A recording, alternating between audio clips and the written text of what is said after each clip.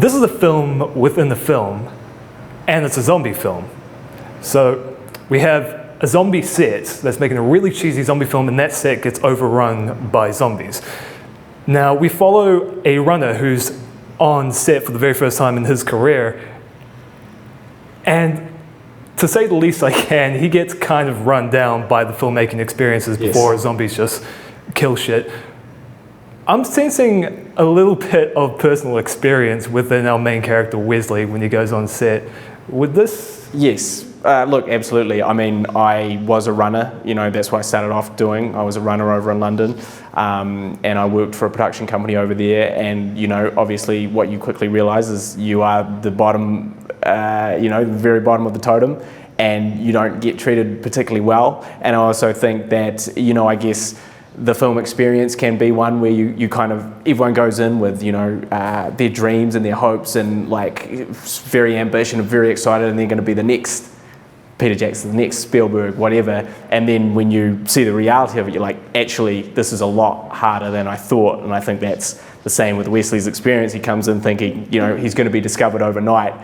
Zombies attack, it's actually going to be a lot harder than he thought to even survive, But you weren't personally attacked by zombies. I was not personally attacked by zombies. Well, it's not all bad. So, given that this is a zombie film, and it's a genre that's just massive at the moment in pop culture, did you make your film with an international audience primarily in mind?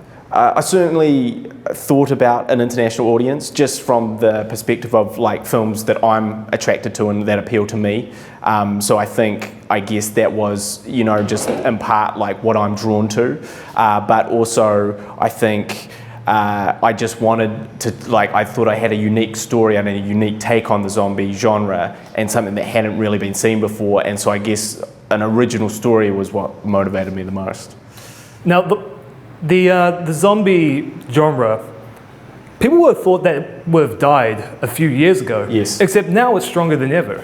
Yes. Why do you think that is? I think that, there's something to do with, the end of the world and the idea of something, creating that sort of apocalyptic situation is something that is maybe a little bit in the forefront of our minds just because of climate change and, sort of certain things going on in certain countries. And so, we feel like maybe, there could be this virus that could sort of wipe out, the bird flu or whatever, that could create serious problems for us. And so I think that people kind of relate to that. And also, I don't know, zombies are they're just fun, man. They're it's just a cool concept. I guess it's,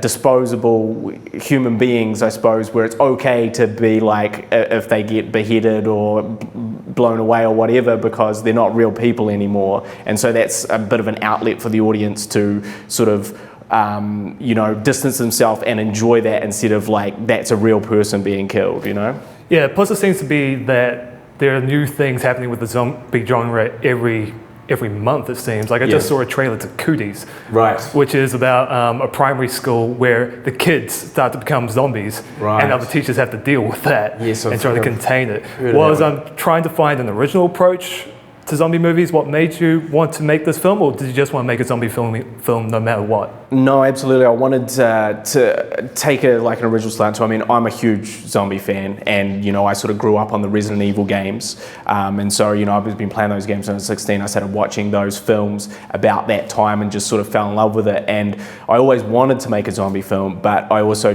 didn't want to make a zombie film unless I had a cool, unique concept that was going to do a few things differently, and also be something that, as a zombie fan, you would sit down and go, oh, hey, that's really awesome. They took a few left turns here, and so that was definitely my sort of motivation is yes, I did want to make a zombie film, but I have a lot of respect for the genre, and I would not want to do one if I didn't have an original story to tell.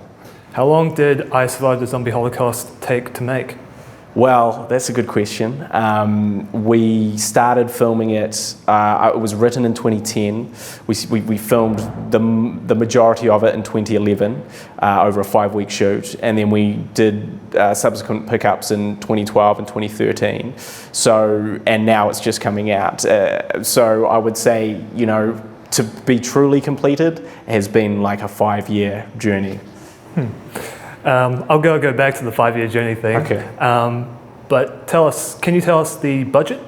Yeah, the budget was $250,000, which was done through the New Zealand Film Commission's Escalator Initiative. And I think obviously the reason that it's taken so long to come out is dealing with those constraints of that sort of budget, trying to do something on the scale that we were trying to do.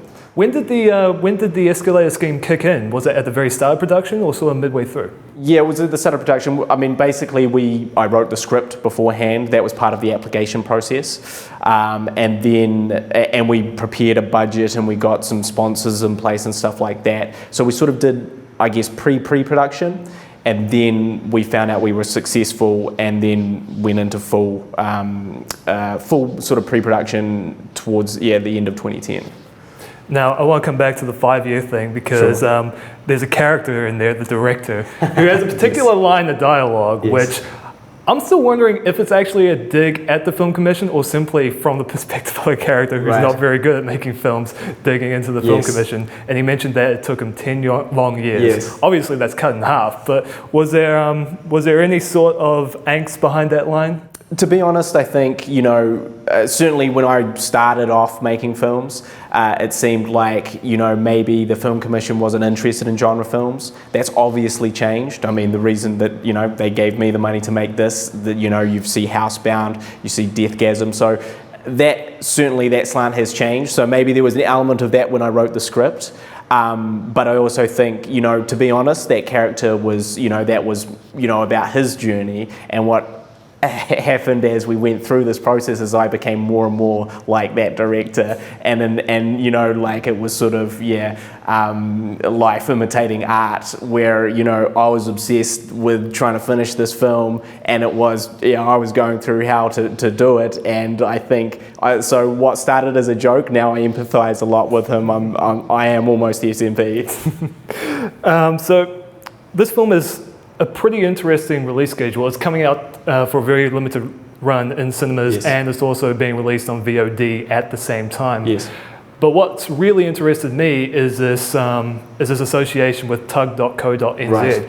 Could you just tell us a bit more about what that's about and Yeah. how that's what drew you to use the service? Yeah, so basically Tug.co.nz is a cinema release platform, which is sort of like, if you think about a Kickstarter campaign or something like that, but essentially you have a group of people supporting a screening. So you open up a screening, say Christchurch wants to see the film in cinemas. So someone becomes the moderator for that screening, and they have to get a certain number of people, which is normally about 50, and then the screening will go ahead. If not, it's cancelled, that's it, nothing lost.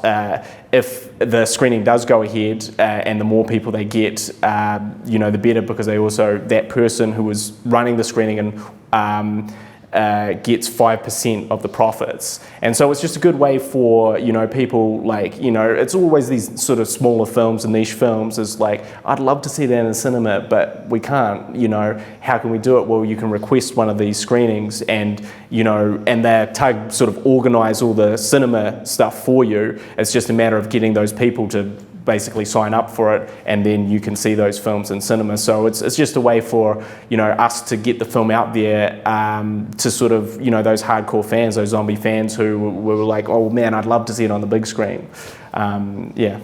Yeah, and given that it's a genre film and a comedy, it would play best to a crowd, as Yes. is evident in your FrightFest Yes, screening, right? absolutely. Yeah. Yeah, and I think it is obviously my intention. I want people to see it on the big screen if possible. Certainly the sound design, that the comedy elements. It's great with a crowd. It's great to watch. It's a fun ride, and I'd love for people to be able to see it that way if they can. Guy Pigden, thank you for your time. Before you go, I do want to pitch an idea I had for Okay. the sequel.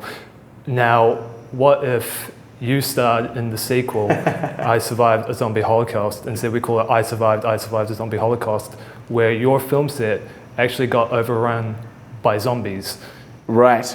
Honestly, that's not bad. That's not bad, right? I like it. Because you see, it's meta on the meta, Yes. which it worked so well for the Human Centipede 2. Yeah. And they're making the third one, so we could make this into a trilogy. I think you're onto something, and I guess we're going to have to talk a little bit more about contractual details after this interview. Oh, we don't have to do that. We could just shake hands, and that's a contractual obligation right there. Right here. I'm getting money.